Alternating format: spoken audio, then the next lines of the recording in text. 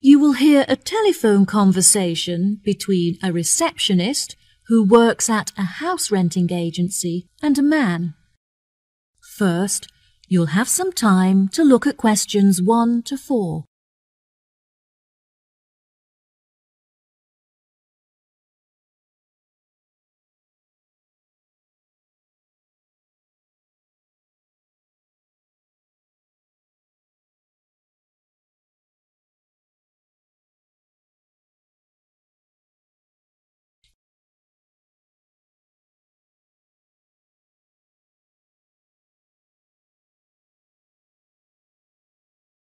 Listen carefully and answer questions 1 to 4. Hello, how can I help you today? Yes, hello. I'm just phoning you as I have seen an advertisement on your website for a property that I'm interested in renting. If possible, I'd like to find out some more information before I organise a viewing. No problem at all. What is the address of the property that you'd like to inquire about? It's 21 North Avenue.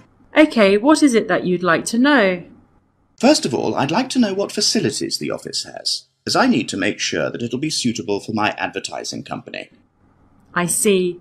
The office contains a large open-plan space with a wide frontage onto a busy street with lots of passers-by, so your business would have a really good street presence. There is also a toilet and newly refurbished kitchen equipped with a dishwasher and oven. Wow, that sounds great. I'd definitely like to register my interest. Okay, perfect. I just need to take some details from you, if that's okay. What is your full name? Jonathan Smith. And what position do you hold in your company, Jonathan? Until recently I was sales manager. However, I've recently been promoted to regional manager, so I'll be in charge of running our new office.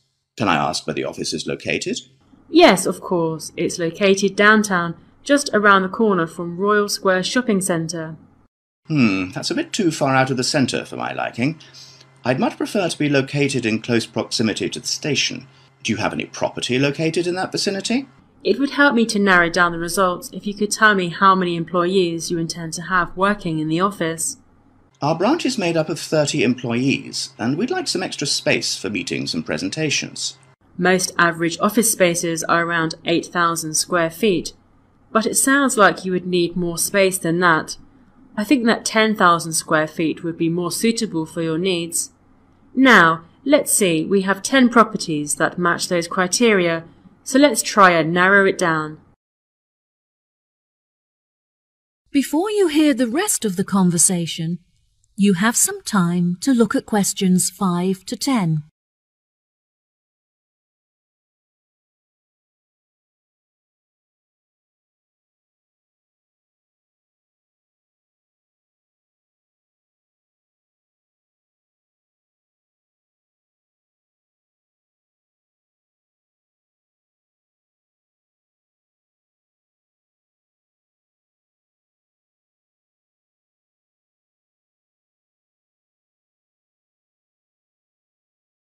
Now listen and answer questions 5 to 10.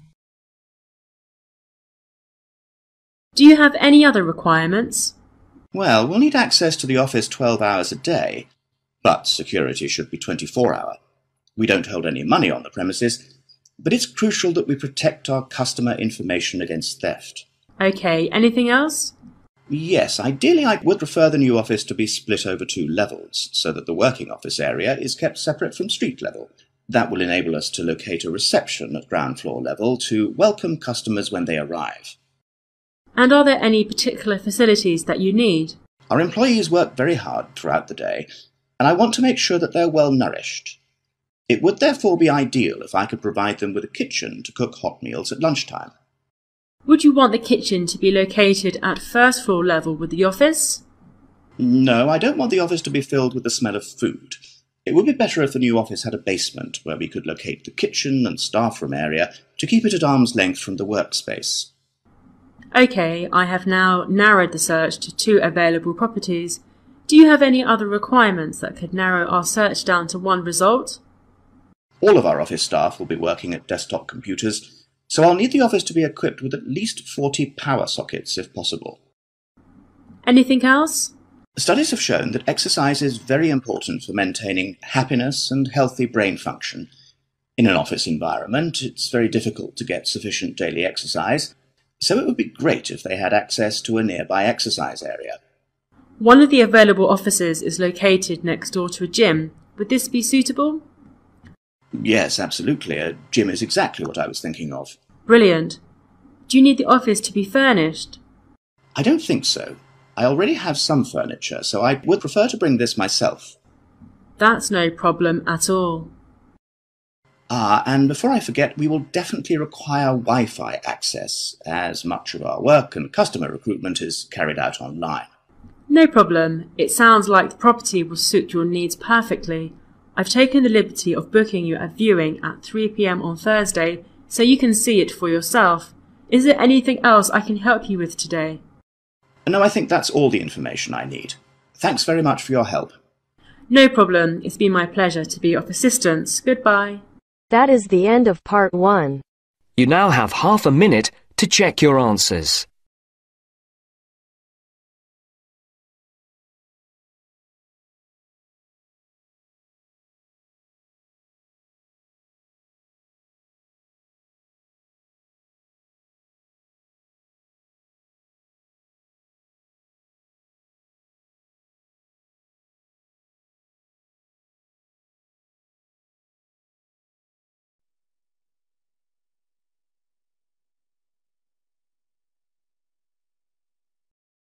Now turns to part 2.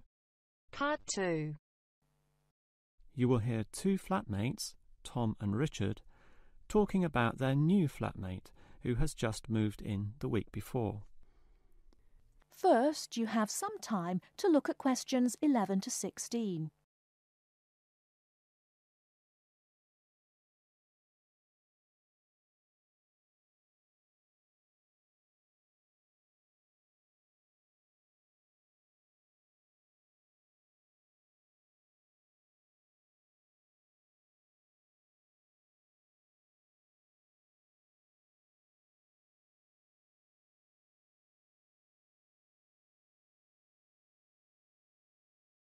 Now, listen carefully and answer questions 11 to 16.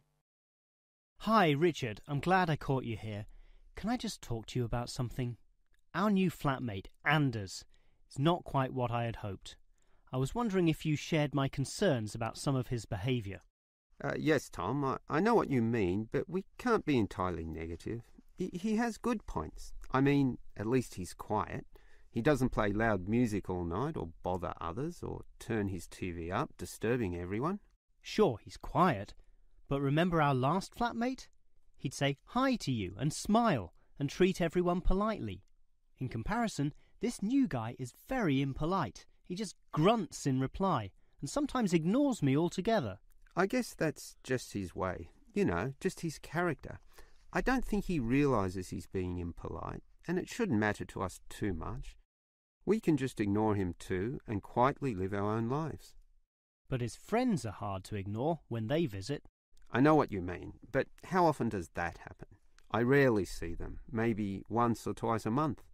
If they came more often, it might be a problem, but as it is, such rare visits don't matter so much. Wouldn't you say so? Well, I'm not sure, since it's very obvious when they're here because of all the cigarette smoke in the house. It stinks up the place, and you know we don't allow smoking on the premises. Well, I've never seen them doing this. Maybe they do it outside. Perhaps we can talk to Anders about it. Always remember, though, in one respect, he's a good tenant, and it's the most important aspect. The previous flatmate would always pay the rent late. I know what you're going to say. This guy pays promptly. But there's more to being a good tenant than prompt payment. I mean, you need to turn off the TV, clean up your dishes, dress respectably, be polite, and so on. I guess what I'm saying is that basically you need to cooperate with the others, and this new guy fails significantly in this respect. Okay, I suppose you have a point there. Before you hear the rest of the talk, you have some time to look at questions 17 to 20.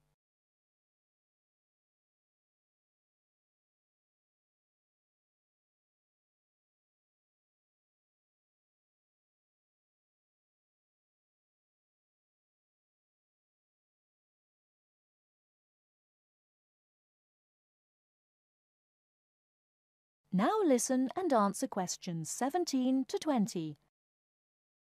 I tell you what, Tom, why don't we talk to our new flatmate, Anders, about these issues? If we throw him out, we'll have to go to all the trouble of finding another flatmate who might not necessarily be much better. So, let's give the current guy a chance. Here, I've got a piece of paper, so let's make a short list of issues to discuss with him. Get it out into the open. Sure, we'll give him one more chance. So write communication, and let's tell him to... Well, we can't change a person's personality overnight. So why don't we have a weekly tenants meeting and we can just ask him to attend. That way we can get to know him better. I'll write attend meeting and we can take it from there. OK, but we have to tell him about his friends. They can't just do whatever they want. Write a heading friends and then write don't smoke anywhere, inside or outside. Well, instead of being so direct and possibly causing offence, I'll just write follow rules and verbally mention the rules. TV off by 10 p.m, no loud music or bad behaviour, including smoking. OK, do that, but I still think we need to specifically mention that last issue. You know how I can't stand the habit. So I'd like this to be another and separate point. Cigarettes, strictly forbidden. And it's important to include the strictly here. We can't pussyfoot around too much. Sometimes directness is necessary. OK, I'll write that. Forbidden. OK. And what about cleaning duties? Anders is a little too relaxed about that. Dishes are sometimes not washed, dirty teacups are left around the place, and so on. So, write, must do better. Yeah, again, Tom, he might take that personally and it could cause a scene. I'd rather be general. I'll write must be done and I'll tell him that that's for everyone, not just him. OK? OK, as long as he gets the message. That is the end of part 2. You now have half a minute to check your answers.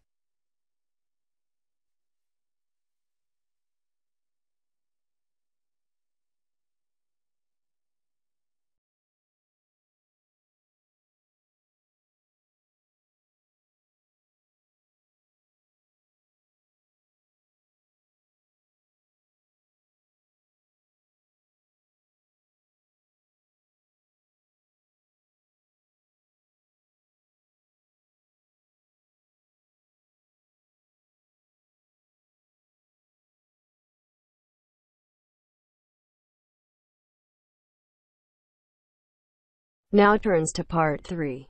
Part 3.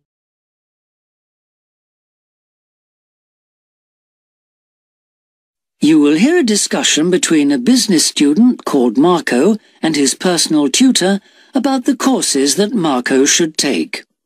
First, you have some time to look at questions 21 to 23 on page 5.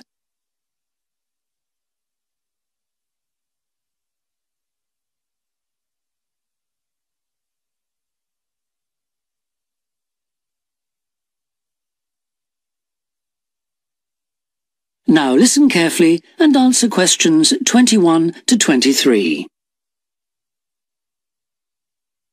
Hi, Marco. Come in. Thanks. I've got a bit stuck trying to select courses for next semester. Could you help me, please? Of course. Sit down. Oh. First of all, most people just go for the areas of business that they're interested in, but even if something doesn't look very stimulating, it's important that you can use it once you get a job. It's not much good choosing areas that aren't going to be helpful later on. Right. I want to go into management, so I'll need to think about that. And should I start specialising in a particular area yet? I don't think that's wise at this stage. It's better to aim for a wide variety of subjects, especially as management covers so many possibilities. You shouldn't be limiting your choices for later on. Yes, I see. You should also look at how the course is made up.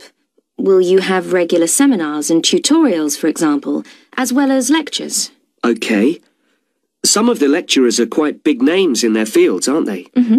Should I aim to go to their courses? Well, remember that the lecturers who aren't well known may still be very good teachers. I'd say we have a consistently high standard of teaching in this department, so you don't need to worry about it.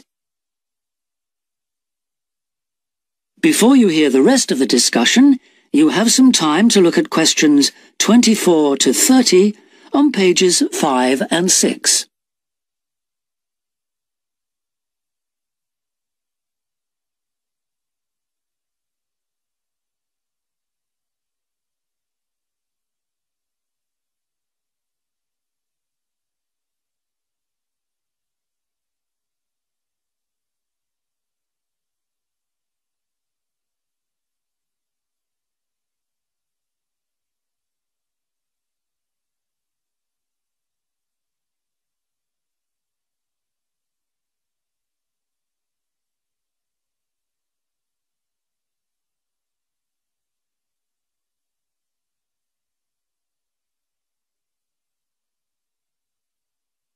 Now listen and answer questions 24 to 30. Good. Well, that's a great help. Now, last time we met, you mentioned doing team management, didn't you? That's right. I'm still quite keen on the idea. The trouble is that because of changes in the content of various courses, team management overlaps with the Introduction to Management course you took in your first year. So what you learned from it would be too little for the amount of time you'd have to spend on it. I'll drop that idea then. Have you had a chance to look at the outline I wrote for my finance dissertation? I left it in your pigeonhole last week. Yes. Why exactly do you want to write a dissertation instead of taking the finance modules? It'll be pretty demanding. Well, I'm quite prepared to do the extra work because I'm keen to investigate something in depth, instead of just skating across the surface. I realise that a broader knowledge base may be more useful to my career, but I'm really keen to do this. Right. Well, I had a quick look through your outline, and the first thing that struck me was that you'll have to be careful how you set about it, as the way you've organised it seems unnecessarily complex. The data that you want to collect and analyse is potentially valuable, but you'll need to narrow down the subject matter to make the whole thing manageable. OK. I'll have another look at it. I was talking to Professor Briggs about it yesterday, and I got some more ideas then. For part of the dissertation, I was thinking of trying to persuade finance managers from 3 or 4 companies to let me ask them about their company finances. If not, I think I'll have to change to another topic. Well, go ahead then. I could give you some names. Thanks. Now, let's talk about practicalities. Your dissertation must be finalised by the end of May, so you should aim to finish the first draft by the end of March. Is that feasible? Yes, it shouldn't be a problem. I'll need to register for the dissertation, won't I? Is that with the registrar's department? No, it's internal to this department, so you just need to let the secretary know. Do that as soon as you're sure you're going to write the dissertation. OK. Then, to analyse your statistics, you're going to need some suitable software. If I were you, I'd drop into the computer office and ask them for a copy. Right. So, if I revise my outline...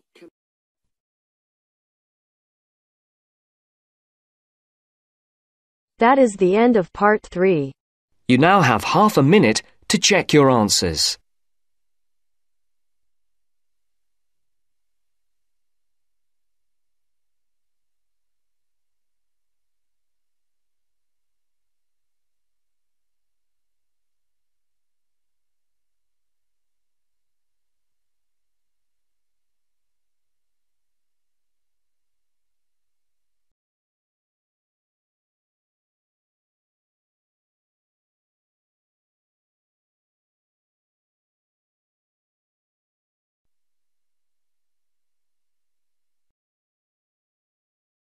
Now turns to part 4. Part 4. First, you have some time to look at questions 31 to 40.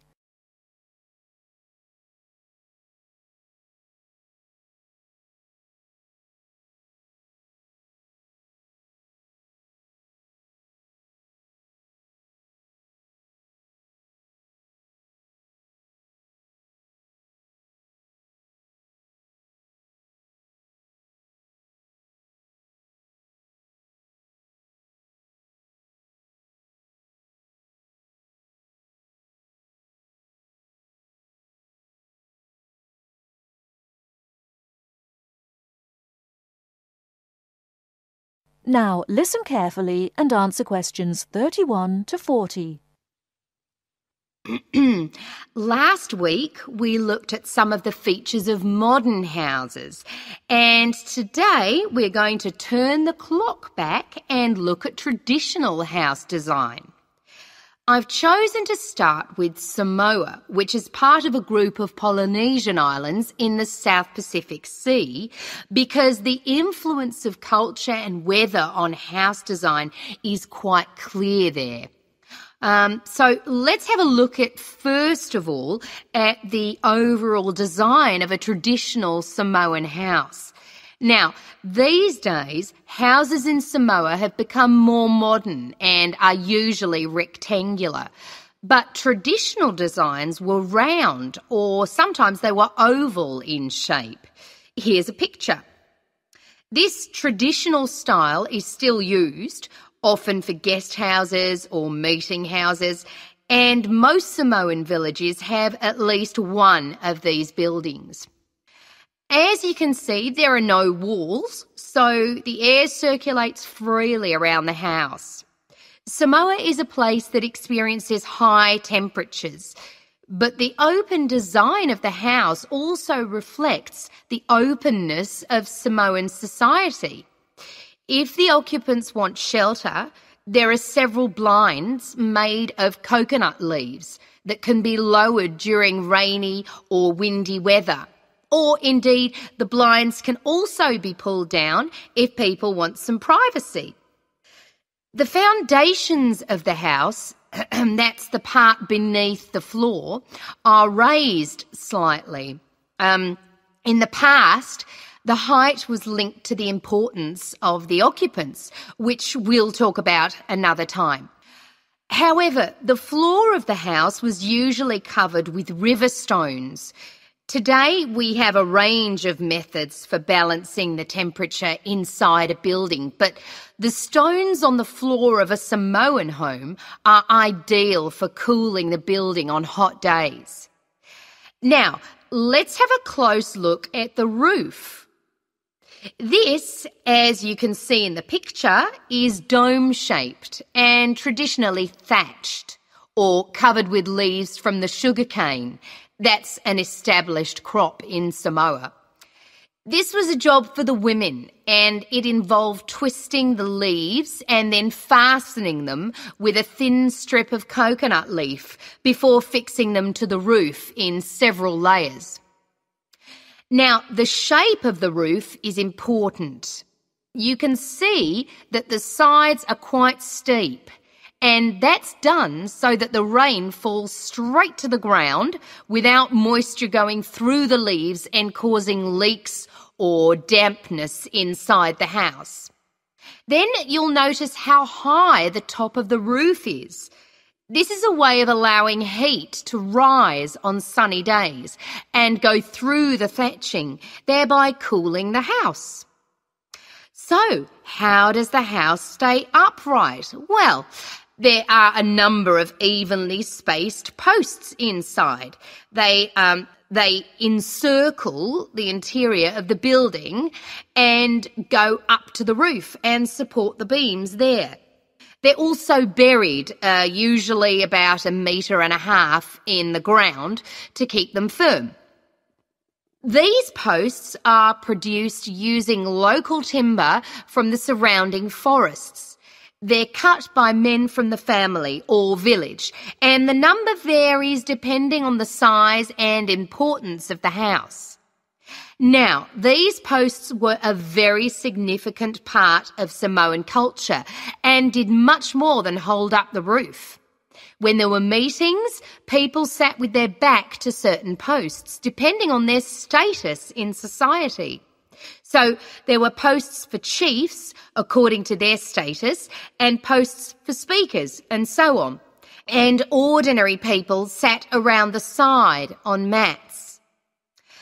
The last area I want to look at today is the attachment of the beams and posts, what you call fixing the construction. Traditionally, no nails or screws were used anywhere in such a building. Instead, coconut fibres were braided into rope to fix the beams and posts together. The old people of the village usually made and plaited the rope. This was a lengthy process.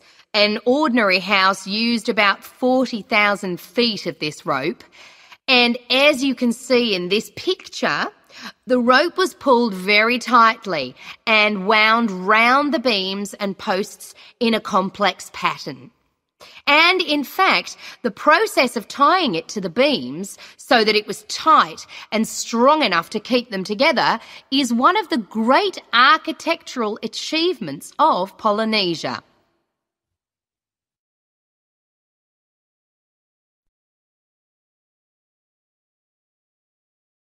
That is the end of part 4. You now have half a minute to check your answers.